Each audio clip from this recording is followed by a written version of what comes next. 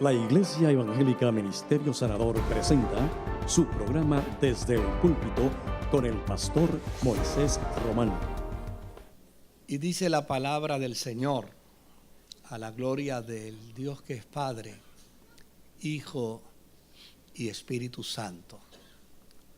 Porque Dios no es injusto como para olvidarse de las obras y del amor que para su gloria ustedes han mostrado sirviendo a los santos como lo siguen haciendo. Permítame leerlo de nuevo. Porque Dios no es injusto para olvidarse de las obras y del amor que para su gloria ustedes han mostrado sirviendo a los santos como lo siguen haciendo. Que el Señor añada bendición a su santa y bendita palabra. Muchos de ustedes probablemente se han enfrentado a lo que tradicionalmente denominamos la carta a los hebreos. Y desde luego, probablemente cada uno de nosotros ha tenido la experiencia de ubicarse dentro de la interpretación que algún teólogo ha hecho sobre el particular. Nosotros no podemos olvidar que la teología es reflexión. Y cuando estamos reflexionando, cuando estamos haciendo un ejercicio teológico, no necesariamente concurrimos en las cosas que leemos, sino que podemos interpretar de manera diversa. Ahora, cuando estamos frente a la carta a los hebreos, que desde luego hay algún tipo de signos de interrogación en términos si es o no es una carta, estamos realmente frente a un ejemplo de predicación extraordinario. Cuando alguien se me acerca y me dice que le gustaría predicar o le gustaría aprender a predicar, yo generalmente le digo, léete la carta a los hebreos. Vas a ver a un predicador extraordinario compartiendo la verdad del evangelio conocido y del evangelio aprendido. Desde luego, esta es una carta que vigoriza la fe de los cristianos, porque quien la escribe precisamente pensando en cómo restaurar las fuerzas, el entusiasmo, la alegría a cristianos que por alguna razón, por alguna circunstancia, comenzaron a perder la alegría, la fuerza y el entusiasmo. Y el autor de este documento, pues precisamente tiene esa profunda intención, la de provocar que quien la lea salga de su depresión espiritual y pueda tomar decisiones claras y decisiones firmes con respecto a la fe. Desde luego, como ya les dije, hay diversidad de opiniones con respecto al documento. De hecho, hasta la década del 60 aparecían Biblias que decían carta del apóstol San Pablo a los hebreos. Eso desapareció porque hay estudiosos que empezaron a plantear que Pablo no pudo haber sido el autor de la carta. Y desde luego, como resultado de ello, hoy vamos a encontrar a personas que dicen Pablo no escribió la carta y otros que van a decir que Pablo fue el autor de la carta. Ahora, hay algo interesante y es que cuando usted lee la carta no encuentra el nombre del autor. Por lo tanto, el autor es una especulación dentro de la carta porque la carta no menciona nombre del autor, ni tampoco menciona nombre de a quién se le destina. Por lo tanto, si hay más de una versión con respecto a los destinatarios, pues también es muy normal porque la carta no provee el nombre a quien se le escribió. Por el otro lado, usted observará que no es una carta, porque el género literario de los documentos bíblicos nos ayuda a entender cuando es una profecía, cuando es un poema, cuando es una parábola y cuando es una carta. Pero cuando usted mira el género literario de este documento, usted dice, no es una carta, porque una carta comienza precisamente con un encabezamiento y esta no tiene ese encabezamiento. Por lo tanto, aun cuando tradicionalmente le llamamos al documento carta a los hebreos, realmente sabemos a ciencia cierta que no es una carta. Y alguien dirá, entonces, ¿qué es? Bueno, lo más probable es que este sea el preámbulo de un extraordinario sermón. Es una predicación. Cuando usted lo lee, se da cuenta que el que está escribiendo está predicando. Y está predicando con fuerza, está predicando con entusiasmo, está predicando con dinamismo.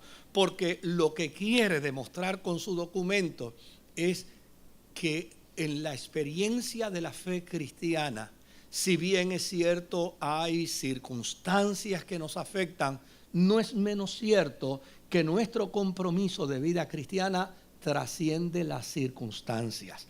Nuestro compromiso de vida cristiana no se rige por lo que nos sucede, por lo que nos pasa. Usted, pues desde luego, nosotros somos seres circunstanciales y somos movidos por las circunstancias. Yo no me voy a sentir más contento el día que estoy pelado como el día que tengo chavo.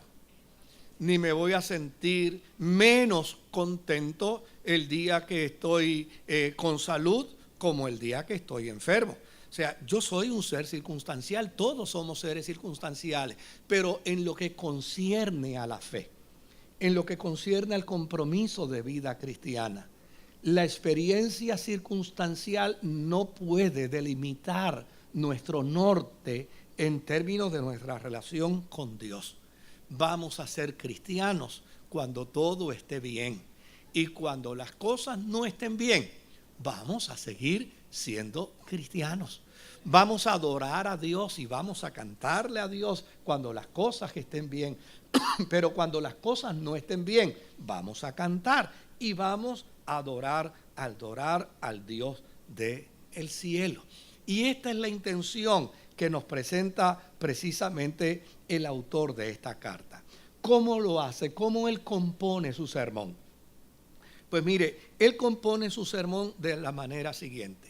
Número 1, para él, el centro de la vida de la liturgia es Cristo.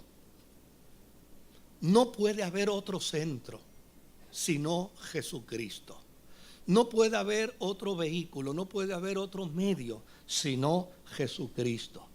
Y esto sí que es fundamental, y esto sí que es importante para la vida, porque la liturgia de la iglesia tiene que encontrar un centro, y cuando encuentra el centro, descubrirá que el centro de esa liturgia es Jesucristo, nadie más. Por lo tanto, la adoración tiene que ser dedicada a Jesucristo. La alabanza tiene que ser dedicada a Jesucristo. Los cánticos tienen que ser dedicados a Jesucristo. A veces uno se topa, ¿verdad?, con personas que tienen cierta inclinación a la experiencia de la liturgia, reconociendo el río, reconociendo los lagos, reconociendo las estrellas, pero eso realmente filosóficamente es panteísmo. Eso es culto a las criaturas.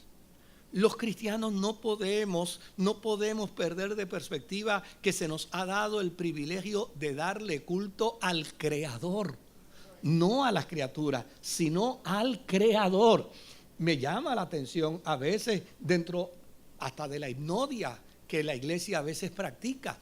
A veces uno escucha la hipnodia. Yo realmente, como tengo oído de músico, pues a mí el género no me molesta. Porque a fin de cuentas pues uno tiene predilección y uno escoge la predilección en términos al género, pero de lo que yo no puedo escapar es del contenido, es de la letra. Para mí la letra es lo importante. La letra tiene que hablar, reconocer, engrandecer la persona de Jesucristo. A veces hay gente que se me acerca y me dice, pero pastor, lo que pasa es que ese es un corito, ¿verdad? Que como que nos pone a mover el esqueleto. A mí no me interesa mover el esqueleto.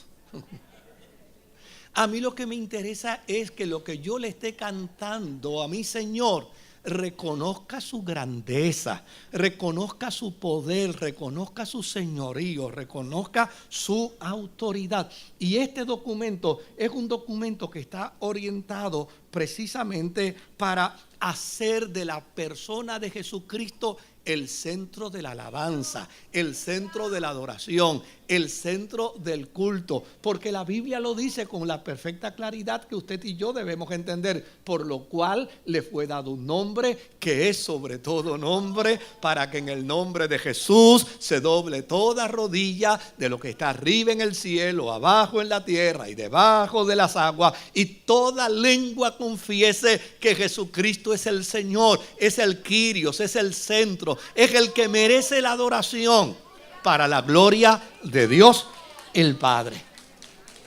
El otro elemento que se resalta aquí es el elemento de Cristo como el sumo sacerdote.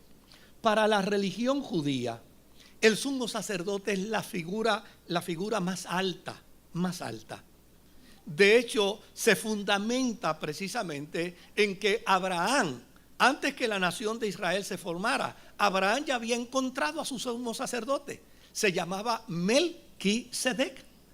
Y desde luego toda la liturgia religiosa judía se fundamenta en el hecho de que la figura del sumo sacerdote es una figura prístina, es una figura clara, porque representa el puente de comunicación con Dios. Mire qué dato interesante. Para el autor de esta carta, Jesucristo es el sumo sacerdote, lleno de misericordia. Un sumo sacerdote lleno de misericordia. La misericordia de Dios en Jesucristo, óigame, mira cómo lo dice el apóstol San Pablo, a fin de poder descubrir la altura, la anchura, la longitud, la profundidad del amor de Dios que excede a todo conocimiento. No hay ser más misericordioso que Jesucristo. Es el sumo sacerdote que actúa con misericordia. La misericordia es aquello que adviene a la vida del ser humano como resultado de sus errores. La misericordia no tiene que ver con reglas, la misericordia no tiene que ver con pautas, la misericordia con lo que tiene que ver es con la acción bendita, esa acción que cuando se nos descubre en el suelo, no se nos deja en el suelo, sino por el contrario, ¿qué hace? Nos levanta, nos restaura. Cristo es la fuerza de la misericordia de Dios revelada a los seres humanos y a la iglesia. Por el otro lado, dice que hay que creerle, porque a fin de cuentas no puede existir un cristiano eficiente que no tenga confianza a Jesús. O sea, no puede existir. Mire, usted no puede dejarse operar por un cirujano si usted no tiene confianza en él. Y usted no debería permitir que un mecánico le arregle su carro si usted no tiene confianza en él, porque el mecánico se lo agradecería. O sea, lo peor del mundo es que usted le lleve un carro a un mecánico en el que usted no confía. El mecánico se va a molestar cuando perciba que usted no confía en él. Lo mismo sucede en el especialista de la conducta humana. Si usted no tiene confianza en el trabajador social, en el psicólogo, en el psiquiatra, usted no debe atenderse con ese especialista de la conducta humana. Lo mismo es con un abogado. Óigame, un abogado automáticamente va a renunciar a su caso en el momento en que descubra que usted tiene un ínfimo grado de desconfianza. Lo mismo sucede con la fe en Jesús. Usted no puede desarrollar una vida cristiana si usted no tiene confianza en aquel que le sostiene en su diestra, en aquel que le cobija en sus brazos, en aquel que le guarda, en aquel que le cuida, en aquel que le protege. No puede ser usted un cristiano efectivo si usted no tiene confianza en Jesucristo. Lo mismo acontece en el planteamiento de esta carta. La salvación adviene solo por Jesucristo. Ese es el contenido de esta carta. Yo le estoy diciendo el contenido de la carta. La salvación adviene solo por Jesucristo. Y esto es un discurso que la iglesia tiene que apropiarse total y radicalmente de él. Desde luego, mire, a mí me resulta bochornoso cuando yo escucho a un predicador cristiano burlándose de otra fe. A mí no me gusta. No, yo no creo que Dios ha llamado a nadie para burlarse de la fe de otro. No, eso no puede ser permitido, ni debe ser aceptado. Y desde luego hay que refutarlo el día que usted escuche a alguien burlándose de la fe de otro. No se lo permita, reprócheselo. Dígale, Dios no te ha llamado a eso. Esa no es la forma de hacer evangelismo. Pero por el otro lado, a nosotros se nos ha encomendado la proclamación del evangelio, presentando a Cristo como el único vehículo de salvación.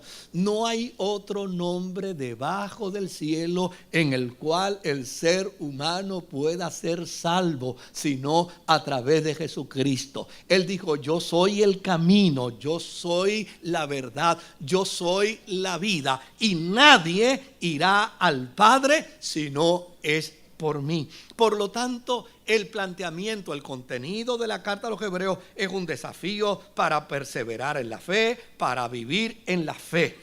Y por último, el último contenido es que somos llamados para fomentar la paz.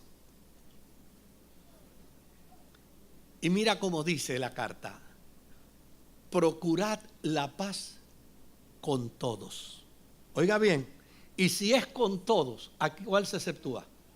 A nadie. Es con todos.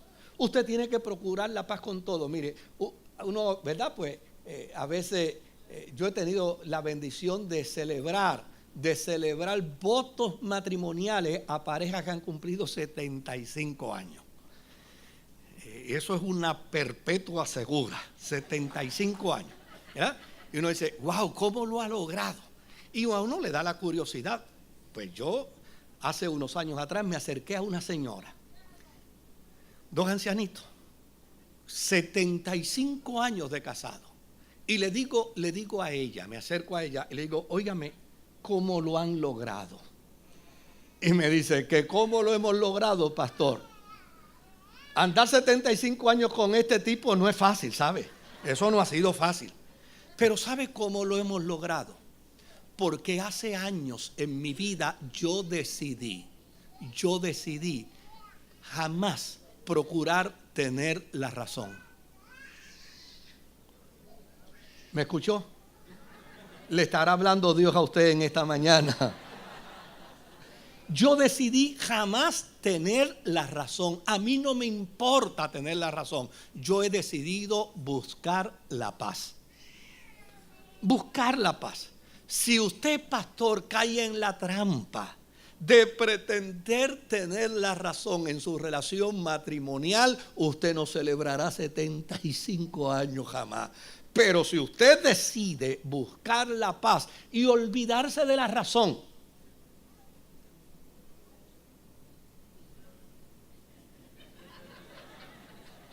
olvídate de la razón, chica, es buscar la paz. Te garantizo, pastor, me decía aquella anciana, te garantizo que puedes cumplir fielmente y alegremente con tu perpetua. Pues eso es lo que nos dice el autor de la carta a los Hebreos. Buscad la paz con todos, con todos, con todos. El requisito primordial para vivir una vida saludable de comunidad es que todos procuremos la paz. Si yo procuro la paz, si usted procura la paz, encontramos la paz. Fíjese que el autor de la carta a los Hebreos dice, hay que buscar la paz. No es la razón. Tú no resuelves tus problemas de familia, tú no resuelves tus problemas con tus hijos, tú no resuelves tus problemas de hogar, tú no resuelves tu problema matrimonial teniendo la razón. Tú resuelves buscando la paz. Y fíjese lo próximo que dice, busca la paz y la santidad, sin la cual nadie verá al Señor. Es una pena, querido. Mire, yo llevo 42 años como pastor y toda mi vida dentro de la iglesia, toda mi vida. Pero es una pena que hayamos interpretado mal el concepto de la santidad y hayamos pensado que la santidad tiene que ver con pelo, manga, falda y qué sé yo, ni qué, y barba y esas cosas. Perdimos nuestro tiempo por muchos años pensando en eso. Santidad no tiene que ver con nada de eso. Santidad es integridad. Buscar ser íntegros como Dios es íntegro. Integridad con lo que tiene que ver es con yo serle íntegro a Dios, porque a fin de cuentas no hay excusa que valga de mi parte ante Dios, porque Dios me vio antes de los actos y conoce la intención de mi corazón. Por lo tanto, santidad es integridad para con Dios, integridad para conmigo mismo. Porque a fin de cuentas yo vivo conmigo, como conmigo, duermo conmigo. Y no hay cosa peor en la vida que uno estar enojado con uno mismo o ser sentenciado por uno mismo o acusado por uno mismo. Por lo tanto, santidad es integridad conmigo mismo. Y lo otro es, santidad es integridad con la gente que está en nuestro entorno. Uno no debe mentir, uno no debe engañar, uno no debe levantar falsos testimonios, uno no debe juzgar a nadie, porque la verdadera santidad es aquella que me hace ser íntegro con los demás. Y por último, santidad es tener integridad con la naturaleza. Ahorita estaban hablando de los daños de Bangladesh. Y es cierto que ha habido daños, ninguno de ellos provocados por Dios, todos ellos provocados por el calentamiento global del cual la humanidad es responsable. Hasta que no tengamos integridad con la naturaleza, no vamos a tener un mejor ambiente. ¿Se da cuenta todo el contenido de este sermón que nos presenta la carta a los Hebreos? Déjeme darle otro datito más sobre la carta. Y esto, como ustedes no vinieron a los estudios de Hebreos, pues para que entonces tengan algo de él, ¿verdad? Pero déjeme darle otro datito más. Se denomina carta a los Hebreos, pero no tiene destinatarios. Entonces, como no hay destinatarios, ¿verdad? Pues uno dice carta a los hebreos, pero ¿qué hebreos son estos? Mire qué interesante. Los que creen que este es un documento altamente orientado hacia un sermón, dicen que este es un documento que se hizo para gente intelectual de finales del primer siglo, cristianos que habían crecido y se habían desarrollado mucho, y que indistintamente sus etnias, ellos conformaban ser el pueblo de Dios. Por lo tanto, se les denomina hebreos, se les denomina hijos de Abraham por una sencilla razón, porque han abrazado la fe. Y entonces ellos dicen que el título de carta a los hebreos lo que quiere decir que es una carta para cualquier persona que sea cristiana, no importa sea romano, no importa sea judío, no importa sea gentil, no importa, porque a fin de cuentas lo que lo hace pueblo de Dios es haber creído en Jesucristo. Por eso se le denomina de los hebreos. Pero hay otros teólogos que dicen que esta carta fue escrita para los judíos del segundo siglo. Y que esta carta escrita para judíos del segundo siglo es porque ellos estaban perdiendo su capacidad de desarrollo en el cristianismo. Y desde luego, eso es un argumento que pudiera tener razón. ¿Por qué lo digo? Porque el fundador de la fe cristiana es un judío, nuestro Señor, nuestro Salvador. Étnicamente era judío. Los 12 discípulos que comisionó eran ¿qué? Judíos. Los 70 discípulos que envió a la Gran Comisión eran judíos. Los 120 que recibieron la experiencia de Pentecostés, que se celebra hoy, ¿sabe? Hoy se celebra Pentecostés en todo el mundo y yo voy a predicar sobre Pentecostés a la noche, si quiere venir a las 6:30. Esa experiencia de Pentecostés se dio entre hombres judíos y mujeres judías. Los primeros 3,000 que se convirtieron con Pedro eran judíos. Los próximos 5,000 que se convirtieron con Pedro eran judíos. Es decir, la iglesia comenzó a desarrollarse entre judíos. Pero pasado el año 70 de la era cristiana, el crecimiento de judíos en la fe empezó a mermar. Y entonces comenzó el crecimiento de la gentilidad. Y llegó un momento en que había ya más gentiles que judíos cristianos. Y seguía creciendo el número de gentiles, Y entonces desaparecieron los judíos. Se estima, los últimos judíos que se pudieron constatar como vinculados a la iglesia primitiva, se constataron en el siglo IV, en la ciudad de Pela, en África. Después de ahí desaparecieron. No se volvieron a encontrar más. Entonces, esta escuela, estos teólogos dicen que esta carta fue escrita a estos judíos que estaban en depresión, porque habían perdido esa capacidad de desarrollo cristiano, porque ya no se convertían tantos judíos como al principio. Y por lo tanto el autor de la carta tuvo que escribirle esta carta para entusiasmarlos en la fe, para motivarlos en la fe. Y ahora tal vez la pregunta suya sea, ¿y cuál de las dos usted cree que pueda ser real? Pues mire, a fin de cuentas, lo cierto es que cuando uno lee esta carta, uno descubre que esta carta fue escrita por la gracia del Espíritu Santo para responder a cualquier cristiano, judío o gentil, que se sienta que está pereciendo a mitad del camino, que se está quemando, que se está agotando, que se está cansando. Y esta carta lo que quiere hacer en nosotros es revitalizar nuestra fe para que descubramos que aquel que ha puesto las manos en el arado no puede tornar su mirada hacia atrás, sino que tiene que proseguir hacia el blanco de la soberana vocación que es Cristo Jesús. De eso es que trata la carta. Por lo tanto, que los teólogos sigan discutiendo si fue Pablo, si no fue Pablo, que los teólogos sigan discutiendo si es una carta o es un sermón, que los teólogos sigan dentro de todo ese proceso, dentro de todo ese andamiaje de reflexión. Lo que para mí es importante es que cuando yo leo esta carta y estoy débil en la fe, esta carta me revitaliza. Esta carta me llena de entusiasmo.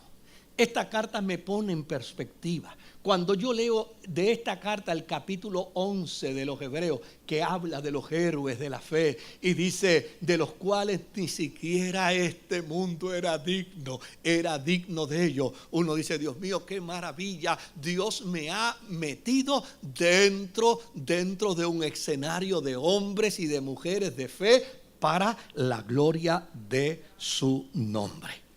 Ahora, hay otro contenido teológico que a mí me parece que es importante que debamos considerar brevemente dentro de la carta. Número 1, esta carta invita a cristianos en depresión, espiritualmente hablando, a cristianos que se han quemado, que están en el burnout, ¿verdad? Los invita a acercarse con confianza al trono de la gracia. Acercaos pues al trono de la gracia. Porque por lo general, nosotros muchas veces como resultado de nuestra fatiga espiritual, perdemos de perspectiva el acercarnos a Dios. Por naturaleza nos escondemos, por naturaleza nos desaparecemos, por naturaleza no queremos tener contacto con la experiencia de la divinidad. Porque pensamos que nos van a censurar, porque nos van a criticar, porque nos van a señalar. Hay gente que inclusive dice, mira, yo he fallado a Dios y yo no me atrevo a darle ni la cara. Y el autor de la carta dice, no, acércate con confianza. Acércate al trono de la gracia. Si tienes dolor, ven al Señor. Si tienes queja, ven al Señor. Si tienes sufrimiento, ven al Señor. Si hay problemas que te abaten, ven al Señor. Si hay situaciones de pecado en tu vida, ven al Señor. Si hay cosas que confesar, ven al Señor. Acércate al trono de la gracia, porque cuando te acerques al trono de la gracia, Jesucristo dijo: el que a mí viene, yo no le echo fuera. Él se regocijará sobre ti con alegría y callará de amor. Por el otro lado, los invita también a mantenerse firmes en la fe a pesar de las circunstancias. Firmes en la fe a pesar del problema, firme en la fe a pesar del conflicto, firme en la fe a pesar de la adversidad. La vida cristiana no puede ser circunstancial, tiene que ser una vida de compromiso. Yo no puedo escapar a la realidad de la circunstancia, pero tampoco debo escapar a mi realidad del compromiso. No debo escapar a esa realidad. Yo decidí seguir a Jesús. Yo decidí servir al Señor. De hecho, a lo largo de estos días ha estado en mi mente latiendo ese cántico que dice: estoy colocado frente a la cruz y el mundo está a espaldas de mí. Porque ese es el compromiso que debemos recordar. ¿Sabe que se decía que Martín Lutero todas las mañanas se despertaba y gritaba: soy bautizado? Y yo que estoy trabajando con la vida de Martín Lutero, obviamente para un trabajo que me invitaron a hacer en Alemania, pues trabajando con la vida de Martín Lutero, uno descubre cosas interesantes. Ese tipo era un malcriado de 7 suelas, pero malcriadísimo. Era huraño. Uno no sabía si venía por la derecha o si venía por la izquierda. El tipo se peleaba hasta con la sombra de él. Y uno empieza a descubrir: oiga, pero ese hombre se levantaba todas las mañanas y gritaba a voz en cuello: soy bautizado. ¿Y sabe qué quería decir con eso? No vivo ya yo, ahora Jesucristo vive en mí. La carta a los Hebreos nos invita precisamente a mantenernos firmes en la fe, a entender que por encima de la circunstancia, usted y yo hicimos un compromiso para servir al Señor, y nada ni nadie nos podrá separar de ese compromiso de gracia. Por el otro lado, la carta a los Hebreos nos invita a ser solidarios los unos con los otros. Y la solidaridad es tan importante. Mire, nosotros a veces pensamos que la mejor manera de bendecir es con chavo, y estamos equivocados. No, a veces la gente no necesita dinero. De hecho, aquí hay un hermano que me invitó para ir a visitar un hombre que es muy rico. ¿Y sabe qué me dijo? Me dijo: pastor, este hombre es tan pobre y tan pobre y tan pobre que lo único que tiene es dinero. Nosotros pensamos que es el dinero. No, no es el dinero. Mire, un abrazo bendice tanto. Una sonrisa bendice tanto.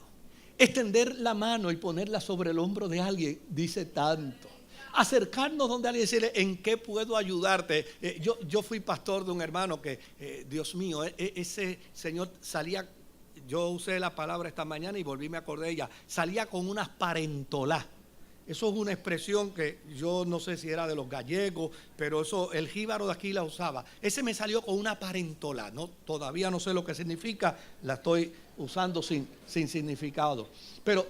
Pero este hermano era así, salía con unas cosas de momento. Y un día estábamos en el culto en la iglesia, y entonces el que estaba dirigiendo el culto en la iglesia dijo: vamos a cantar ese corito: te amo, mi hermano, te amo, mi hermano, te amo, mi hermano. Entonces, pues desde luego él estaba entre medio de 2 hermanos que los 2 le estaban diciendo que lo amaban mucho. Y después que terminó el corito dice: ahora dígale al que está al lado suyo, tómele de la mano, mírelo a los ojos y dígale: te amo tanto. Y cuando el que estaba al lado de él le dijo: te amo tanto, dice: pues mira, si tanto me ama, págame estos 3 biles que yo tengo aquí, chicos, que no los he podido pagar. Pero no me digas que me ama y no estés dispuesto a ayudarme. No me digas que me ama y no estés dispuesto a extenderme la mano. Óigame, de eso se trata la solidaridad cristiana. La solidaridad cristiana no espera que alguien pida el SOS. La solidaridad cristiana ve el humo en las nubes y dice: mi hermano me necesita, déjame ver en qué le puedo ayudar, en qué le puedo servir. Por el otro lado, en la carta también se plantea un gran desafío: no dejéis de congregarse. Y ahora no voy a hablar con ustedes porque ustedes no tienen culpa de esto, ustedes están aquí. Voy a hablar con la gente que me está viendo por internet, con la gente que me está viendo en la televisión, con la gente que me está escuchando en la radio. Pero aún no voy a hablar con aquellos que están atendiendo enfermos. Voy a hablar con aquellos que pudieron llegar a la iglesia y de vagos no vinieron a la iglesia. Con aquellos que pudieron llegar hasta su templo y de vagos se quedaron en la casa, porque ahora dicen: ay, qué bendición, yo puedo ver el culto por internet. Ay, qué bendición, yo puedo ver el culto por televisión. Pues mire, quien hace tal cosa pierde de perspectiva la obediencia bíblica. La obediencia bíblica dice que no dejemos de congregarnos. Mire, yo le confieso con toda honradez, yo he venido a un culto, y los cánticos sí me llenan el espíritu, pero no han afectado mis emociones. Y la predicación me puede llenar el espíritu, tal vez me puede dar una información nueva, teológica, pero no ha llenado mis emociones. Se acaba el culto y se me acerca un hermano y me da un abrazo, o me hace una broma, o a veces me hace hasta un chiste, o a veces me dice: vámonos por aquí, vamos al mesón y nos tomamos un café. Y eso es suficiente. ¿Sabe para qué? Para sentir la experiencia de la solidaridad hermanable que tanta falta nos hace.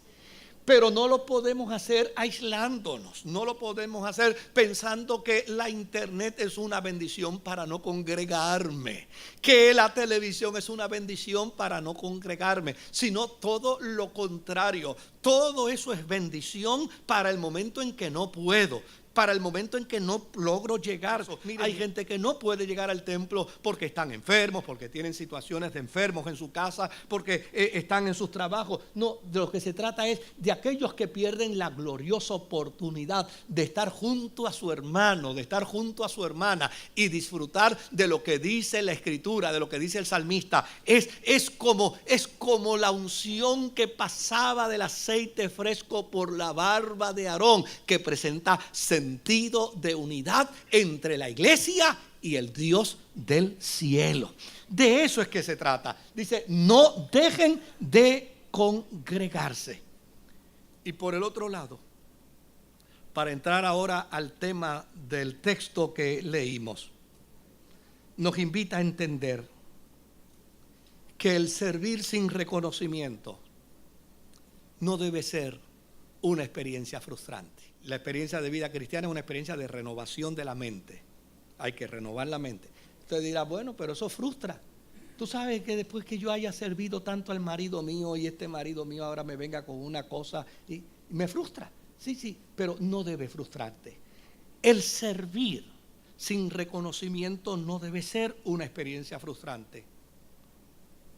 A la luz del autor de la carta a los Hebreos, él dice: porque Dios no es injusto, para dejarte sin recompensa. Dios no es injusto para dejarte sin recompensa. Desde luego, muchas veces nosotros caemos en la trampa de pensar que si Dios se habrá olvidado de lo que nosotros hemos hecho en la vida, porque tenemos un vínculo de relación con Dios pensando que Dios nos bendice a través de la experiencia de las buenas obras. Y realmente no es así. No es así. Mire, yo no hago buenas obras para ser salvo, porque la salvación no tiene que ver nada con buenas obras. Absolutamente nada. Ahora, si soy salvo, yo tengo que hacer buenas obras. Porque una vez salvo, yo tengo que demostrar que el Dios que me alcanzó, que el Dios que me salvó, que el Dios que me ha hecho una nueva criatura, ha transformado mi vida por completo. Por esa razón yo no creo en esas expresiones que alguna gente dice a veces que fulano de tal es buena fe y fulano de tal es mala fe. No existe una buena fe y una mala fe. Existe solamente ¿qué? Fe. Fe. El que es malo no es mala fe, es un sinvergüenza, pero no es mala fe. O sea, y es un sinvergüenza porque no tiene fe. Si tuviera fe, tendría buena. Porque la mala fe no existe, eso no existe. Lo que existe en la experiencia de la vida de los seres humanos es precisamente un vínculo donde se piensa que las acciones buenas deben ser recompensadas. Y uno vive al amparo de eso, pensando que las acciones buenas deben ser recompensadas. Pero ¿qué tal si no son recompensadas?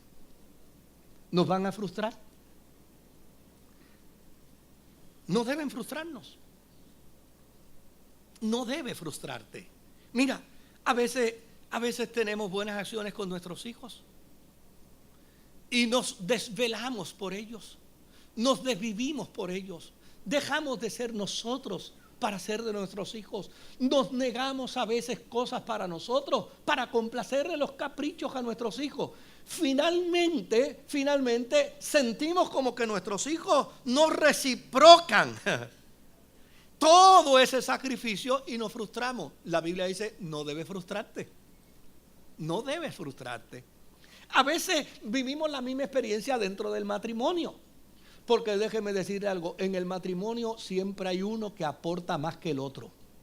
No sé por qué razón, pero siempre hay uno que aporta más que el otro. Y por lo general el que aporta más se frustra, porque ya sencillamente dice, pero yo lo estoy aportando todo.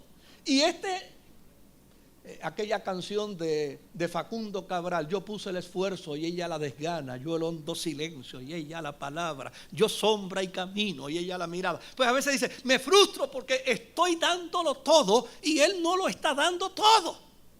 Pues el autor de la carta a los Hebreos te dice, no debes frustrarte, no se enoje con él, yo le voy a explicar ya mismo. No debes frustrarte. Aquellos que dicen, Dios mío, pero yo que soñé para tener una familia, yo que soñé para vivir una experiencia familiar y luchar con mi familia y echarla para adelante y desarrollarla. Y de momento ha venido un hecatombe, ha venido una crisis, ha venido una situación dolorosa, ha venido una situación de aflicción. Y ahora la familia que yo soñé no se va a dar como yo la he soñado. Óyeme, sí, eso frustra. Pero el autor de la carta a los Hebreos dice, no debe frustrarte. También que me porto con mis compañeros de trabajo. A veces he hecho hasta comida de más por si alguno de ellos no ha comido. Y a veces llevo postres a mi oficina. Y estos tipos que sinvergüenza son, como me la hacen, como se olvidan de mí. Pues eso me frustra. Pero el autor de los Hebreos dice, no debe frustrarte. Da coraje ese autor de los Hebreos. No debe frustrarte. Por el otro lado, nos sucede también dentro de la iglesia. ¿Sabía usted que dentro de la iglesia también sufrimos frustraciones? Porque hacemos un ideal de la iglesia y nos olvidamos de que el ideal de la iglesia no es otra cosa que una fábrica de Dios, donde Dios nos está dando forma a todos y a cada uno de nosotros indistintamente. Y a veces nos frustramos porque, oye, yo que fui tan eufórico a saludar a fulano y me dio la mano monga. Yo no sé si los que se ríen es porque le ha pasado. ¿Verdad? Pues mira, el autor de los Hebreos dice, no debe frustrarte eso. No te debe frustrar que ayudaste a una persona pobre, que ayudaste a una persona en necesidad, que ayudaste a una persona en desgracia y nunca te lo agradeció. El día pasado yo conversaba con una mujer que tenía un sufrimiento tan grande. Me decía, pastor, yo tomé esta criatura de una familia bien pobre, la crié, la eduqué, la llevé hasta la universidad y sabe que descubro que me está robando. Pero ¿cómo es posible? Esto me frustra, pastor. Pues el autor de la carta a los Hebreos dice, no debe frustrarte. No te debe frustrar. No debe frustrarte cuando actúas en beneficio de algún menesteroso y no reciproca. Acuérdate que nosotros estamos condicionados precisamente a hacer un bien y escuchar que nos digan aunque sea gracias. Porque en días pasados yo veía a un papá que una señora le abrió la puerta de la oficina y entonces el papá, ¿y cómo se dice? Y el nene, ¿y cómo se dice? Y el nene parado decía, bendito, él se cree que con que el nene diga gracias resolvió el problema. Pues hasta que el nene no dijo gracias, él no lo dejó moverse de la esquina donde lo había puesto. Porque nos han condicionado a eso. Y cuando no nos dan las gracias, no debe frustrarte. No debe frustrarte. ¿Sabe lo que dice el autor de la carta a los Hebreos? Él dice que llana y sencillamente lo que tú debes entender es que Dios no es injusto para dejarte sin recompensa.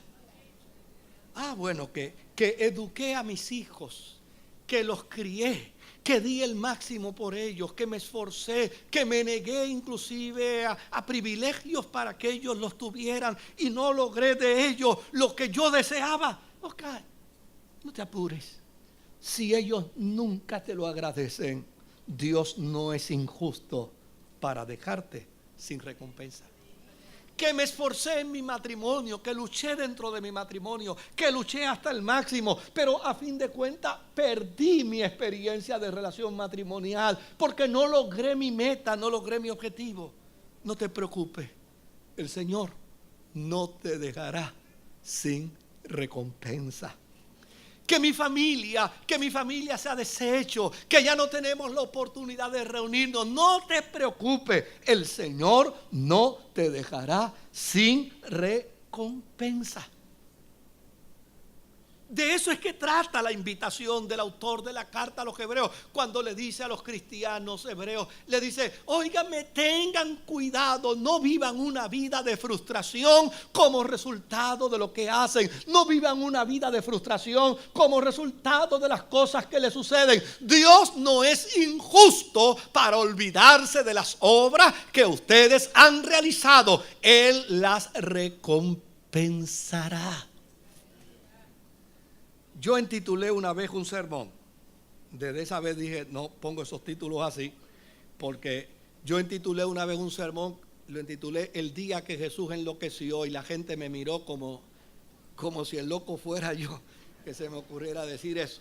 Pero hay una historia en la Biblia que dentro del marco de su paráfrasis es como si Jesús hubiera reunido a sus discípulos y le hubiera dicho a Pedro, Pedro, te doy gracias porque una vez yo estaba enfermo y tú me fuiste a ver a mi casa. Y Juan, a ti te doy las gracias porque una vez yo estuve en la cárcel y tú me visitaste en la cárcel. Y entonces le dijo a Felipe, y Felipe, a ti te doy las gracias porque yo estaba desnudo y tú me traíste ropa.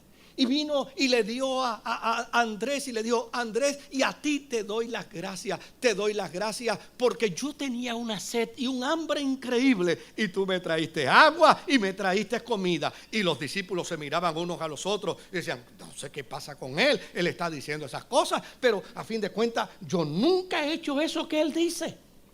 Y Pedro, que se creía un especialista en la conducta humana y que se creía un gran psicólogo, digo, no, a este yo lo saco de esta crisis, de la realidad que tiene, y yo lo voy a poner en su sitio de nuevo.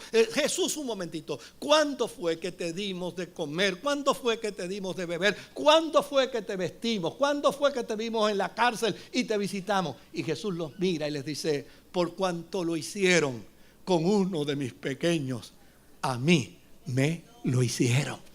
¿Te das cuenta? El bien que tú has hecho a tus hijos, el bien que tú has hecho a tu matrimonio, el bien que tú has hecho a tu familia, el bien que tú has hecho a papá, el bien que tú has hecho a mamá, el bien que tú has hecho a tu abuelo, a tu abuela, el bien que tú has hecho a los menesterosos, a los pobres y a los necesitados. No esperes una recompensa aquí. Llana y sencillamente entiende que tú sirves a un Dios tan justo y tan justo que no te dejará sin recompensa.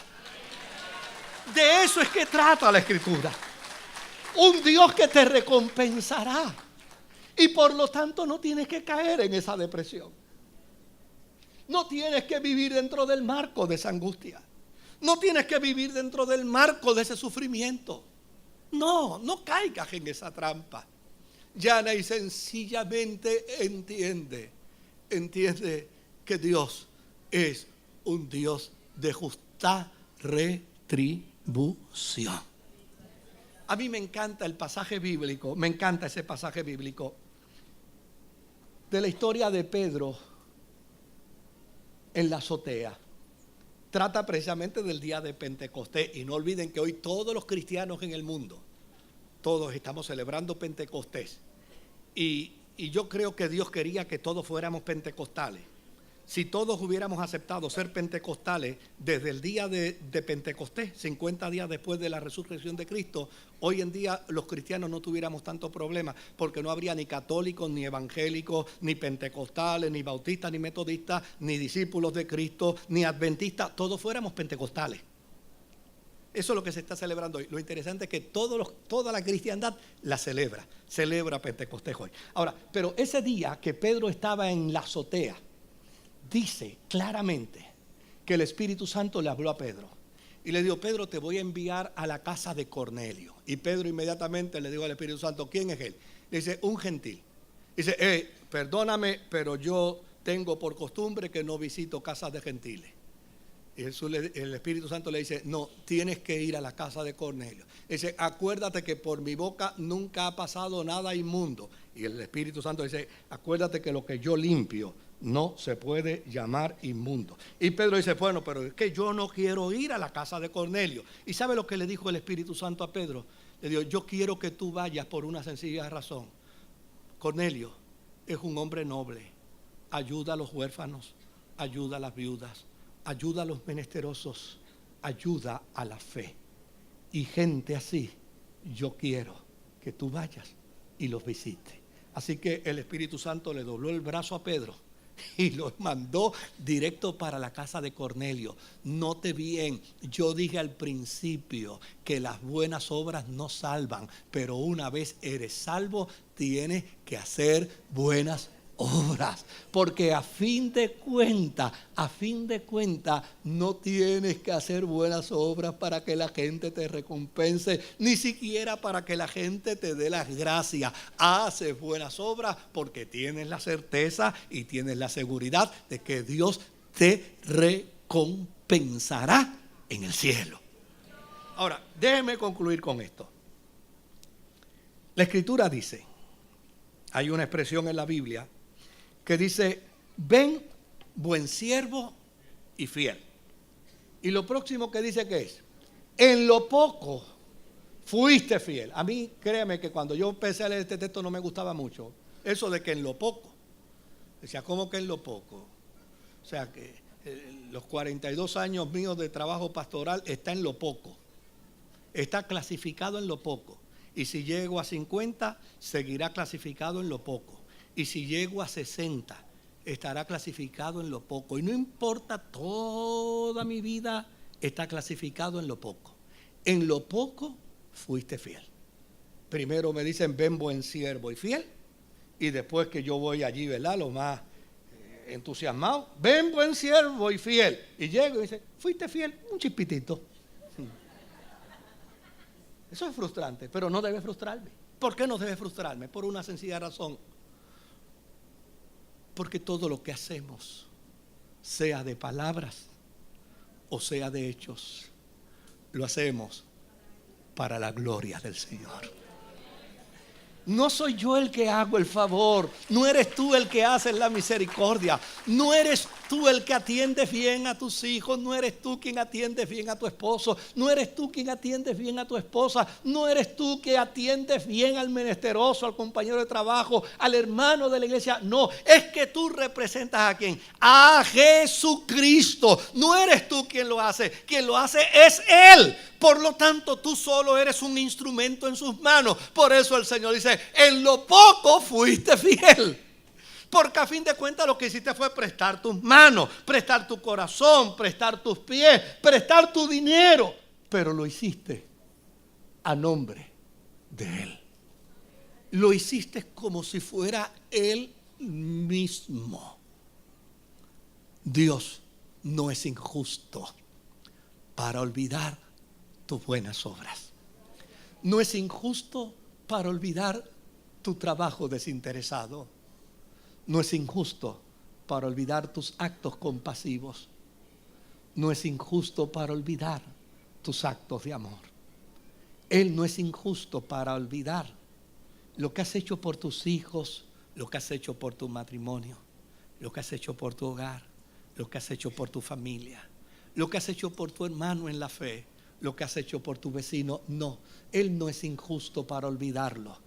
Él lo tiene todo recogido en su información eterna, y a su debido tiempo te recompensará.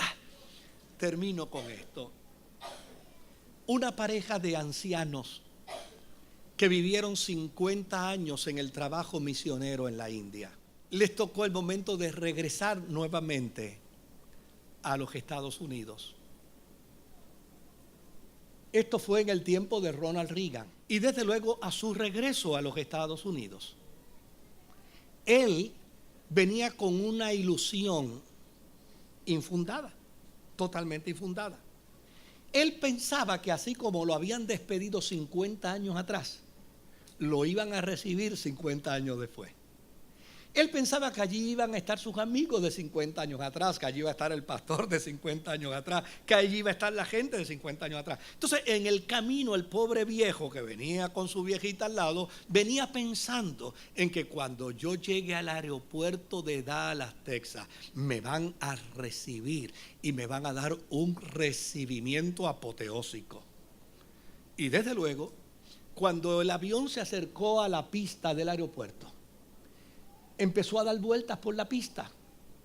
Y la razón por la que estaba dando vueltas por la pista era porque en la pista había unos vehículos negros grandísimos, unas guaguas negras grandísimas, y había gente, y había ambulancia, y habían vehículos de bomberos, todo estaba listo. Entonces él pasaba y miraba por la ventana y decía: wow, ¿qué clase de recibimiento me van a dar? Pero de momento el piloto dice: señores, estamos dando vuelta por la pista porque el avión número 1 de la nación americana está en la pista con el presidente de la nación, y hasta que no se despeje la pista no podemos aterrizar. Chocó con la realidad, se dio cuenta que todo aquello era el recibimiento para el presidente, no para él. Cuando se bajó del avión, el pobre viejo tuvo que cargar con su maleta y ayudar a cargar la de su esposa. Salió afuera, hubo que llamar un taxi. Llegaron a su casita, nadie los estaba esperando. La puerta estaba cerrada, y cuando él abrió la puerta, entonces salió su queja y le dijo a su esposa: ¿te das cuenta, mi amor? Tanto sacrificio, tanto esfuerzo, 50 años de nuestra vida perdidos en la India, y fíjate, ni siquiera nos dieron un recibimiento digno. Y la esposa, que no había hablado hasta ese momento, porque así son las mujeres inteligentes, entonces abrió su boca con sabiduría, y sabe que le dijo: mi amor, es que tú estás equivocado. No te diste cuenta que el recibimiento era para el presidente de los Estados Unidos. Tu recibimiento te lo va a dar el Señor en aquel día, cuando tú llegues a su presencia. Porque Dios no es injusto para olvidarse de tus buenas obras. Que el Señor te bendiga. La Iglesia Evangélica Ministerio Sanador presentó su programa Desde el Púlpito.